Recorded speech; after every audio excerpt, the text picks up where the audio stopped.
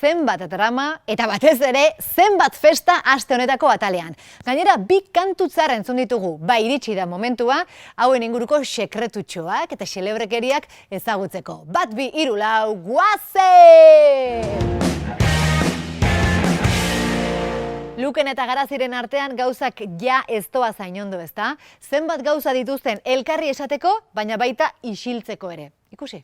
Baina etorri egin zara, ala ere, ta isiltzen banaiz ez da hitzik, ez dudalako. Ze ona isiltzen banaiz eta ze ona berri txarrak.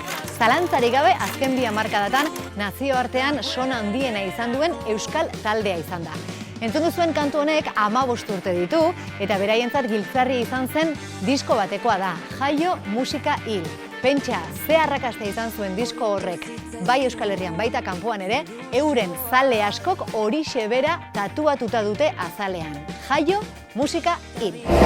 Ez dago mirarik, badakizu, bizitzea besterik, badakizu.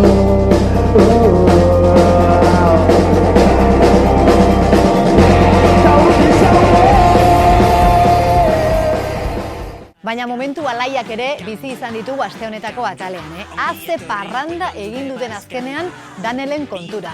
YouTuberren follower gehiago izan nahian, arrautza egosearen erronka egin eta azkenean denak dantzan bukatu dute. Hau bai izan dela, this is the fiesta. Neska karma piroku, this is the fiesta, Euskal Herrian living the fiesta. Ba, entzun duzuen abestia, talde parranda zale batek bakarrik egin zezakeen. Eta hori modus operandi da. Bueno, ba, modus operandi banda berri bada, baina urte askotan betagarri taldean aritutako Iñaki Ortiz de Villalbak sortutakoa. Eta nola sortu zen? Parranda batean, San Ferminetan beste bi musikariei talde berriaren proposamena bota, bestek onartu eta ja modus operandi sortu zen. Hauek ere nahiko parranda zaleak, ezta? Ikusi. This is the fiesta, Euskal Herria living the fiesta, this is the fiesta, every day is high alive. ACB bandatzar ezagutu ditugun aste honetako atalean. Alde batetik modus operandi eta bestetik berri txarrak. Benetan eskarmentuz betetako musikariz osatutako bandak izan dira. Datorren astean gehiago, musika gehiago eta banda gehiago. Urren arte, aio! Gaztea.